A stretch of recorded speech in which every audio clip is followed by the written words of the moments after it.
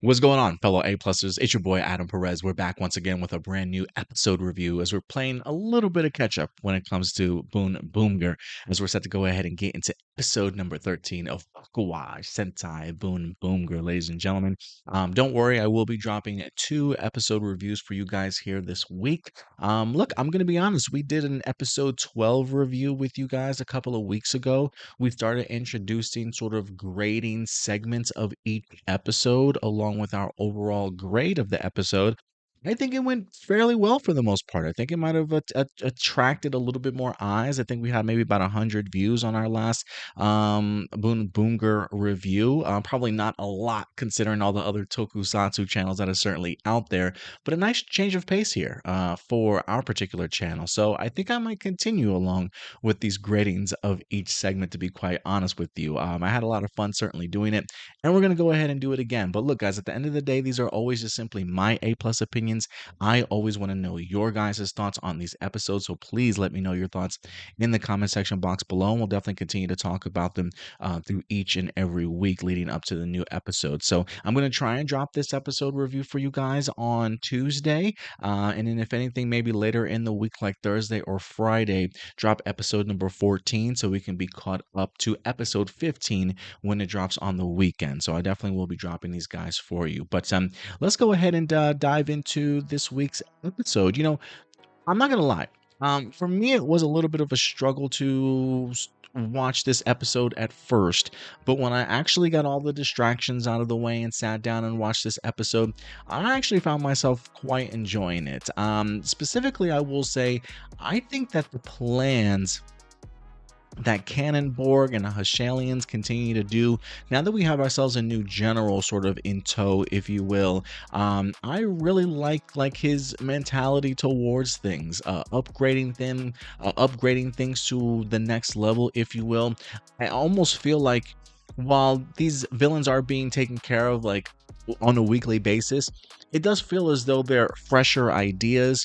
It does feel like our BoonBoomgers need more assistance, more help, and they definitely got it in this week's episode in the form of, they introduced us to 2 brand new BoonBoomger vehicles, BoonBoomger or BoonBoom Safari and Marine as well.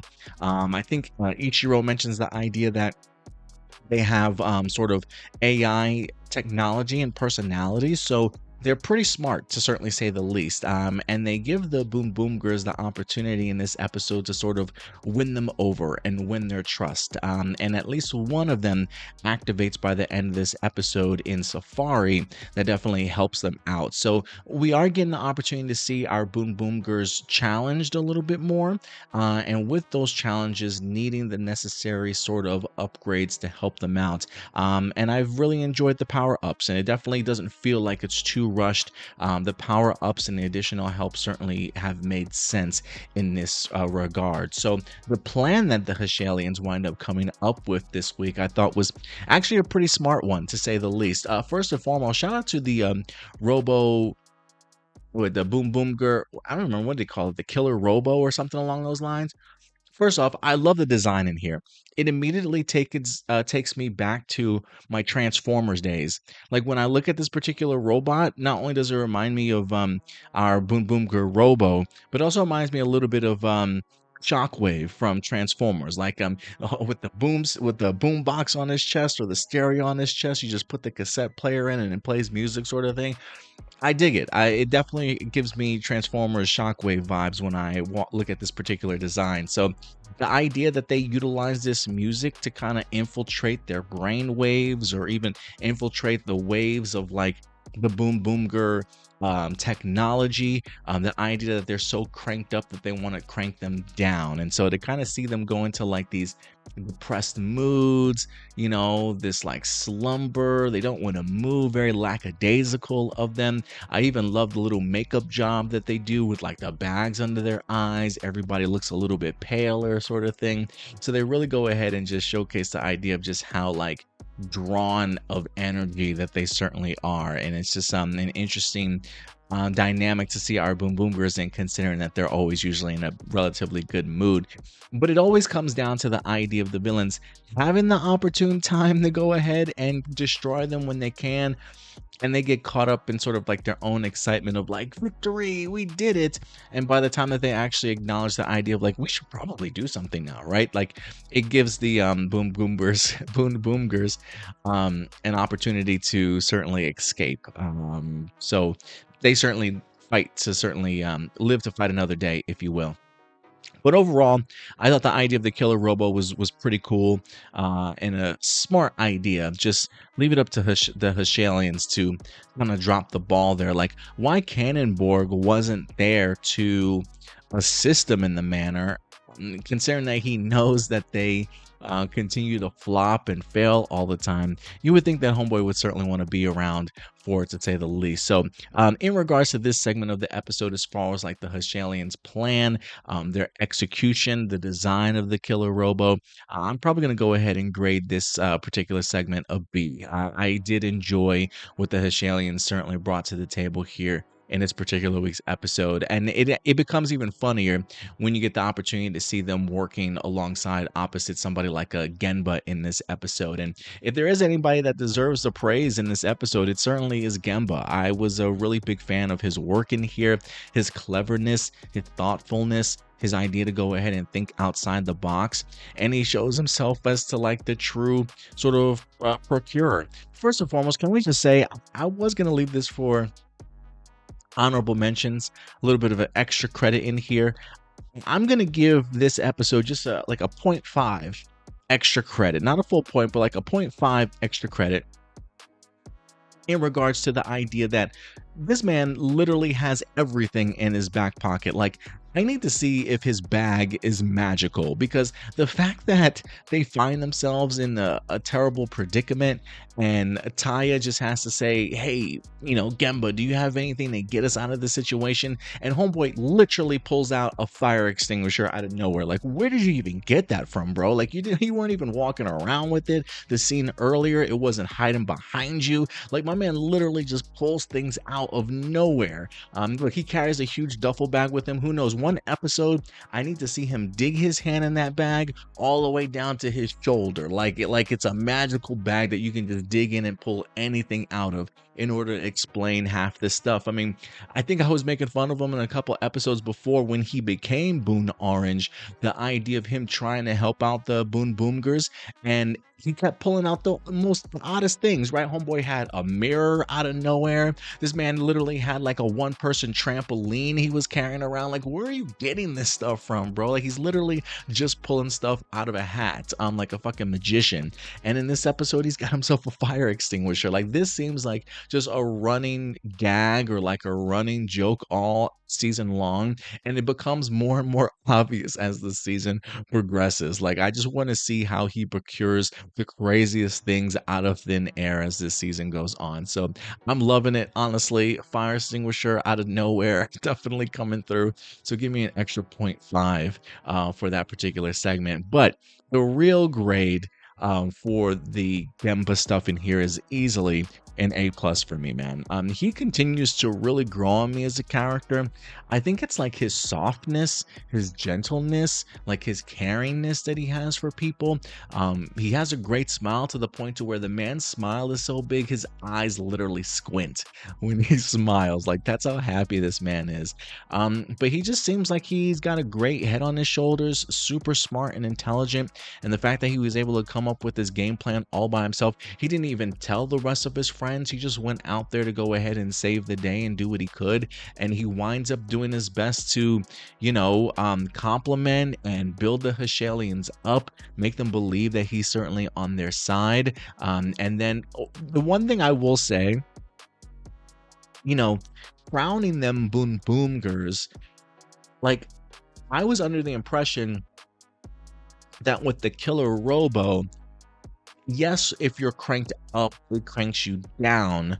But I guess for me, I was under the impression that it has everything to do with, like, if you're a legit BoonBoomger, right? Like, if you have the tension device, if you're riding the waves of whatever the signal is that the changers are giving out to you sort of thing. Like the idea and a concept of just putting on a Boonboomger mask and claiming that you're a Boonboomger and even doing your own little, roll call itself sort of thing. I'm like, does that really make you a Boonboomger? Like you literally didn't change or anything like that besides putting a mask on.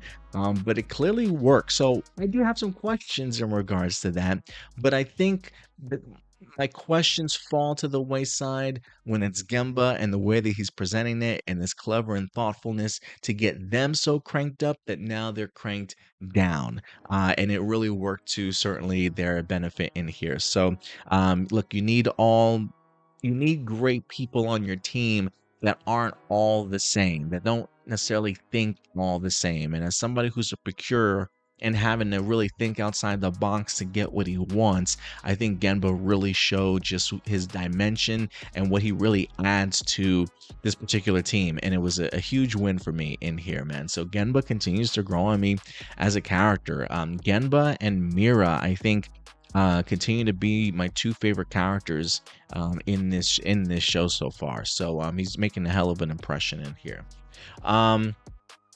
Last but not least, in regards to the other topic I really want to talk about, let's get back to the BoonBoomger Safari, the brand new vehicle in here, as we got ourselves a brand new formation for our robo, as Safari winds up turning into really two slashing claws. And I thought it did make for a really great sort of Zord battle that we wind up having at the end.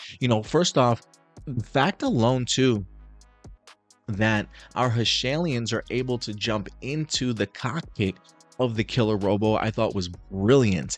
It was really cool to kind of see them have their own mecha, and one that was pretty formidable before they had to use the power up of the Safari in here. I mean, the main Hashalien, I can never remember his name, but he was definitely doing some damage for sure. I mean, he looked like he was complete control, and there was a part of me during this battle just thinking to myself, please don't destroy this robo. Like, please don't destroy this killer robo. I really would like to see it come back or be utilized in the future, maybe even more upgrades as it gets more and more powerful, because it did seem certainly quite formidable.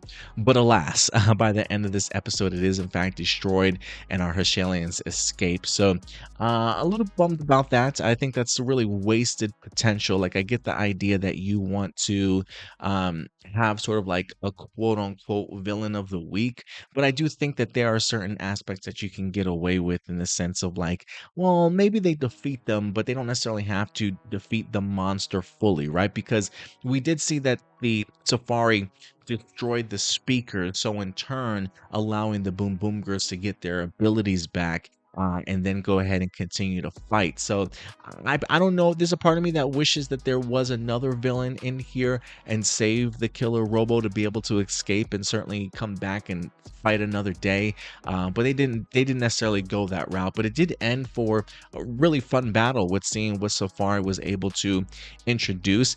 It was really cool to kind of see it also on the speed highway, the space highway, and even going through a portal and literally like driving through the Safari as well. I thought it was a pretty cool graphic, to certainly say the least. But they continue to get great power ups. The Safari clearly appreciated and activated due to Genba's sort of thoughtfulness. I think Ichiro explains it in a sense, because it's Safari and it's kind of built along the lines of a wild animal.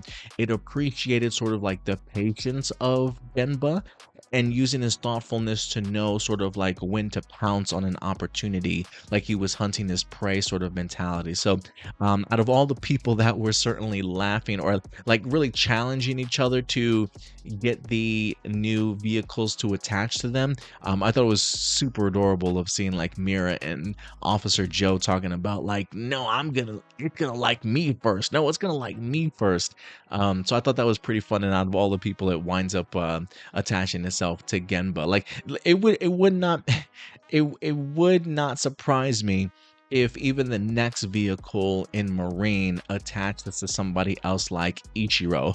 Like the fact that Mira and Officer Joe are working so hard to like impress it, it would not surprise me if Marine winds up attaching himself to Ichiro by the end of this, within the next episode or two. So I'm kind of looking forward to see who it ends up bonding with. But Overall, if I had to grade the mecha battle in here, give me an A. Give me an A. I think it probably would have had an A plus if the killer robo wind up surviving, but I thought the combination of seeing what Safari can do attached with our Boonboomger Robo, I thought was for a really cool design and some amazing slashing techniques with the double claw effect. So it definitely worked for me. So yeah, give me an A.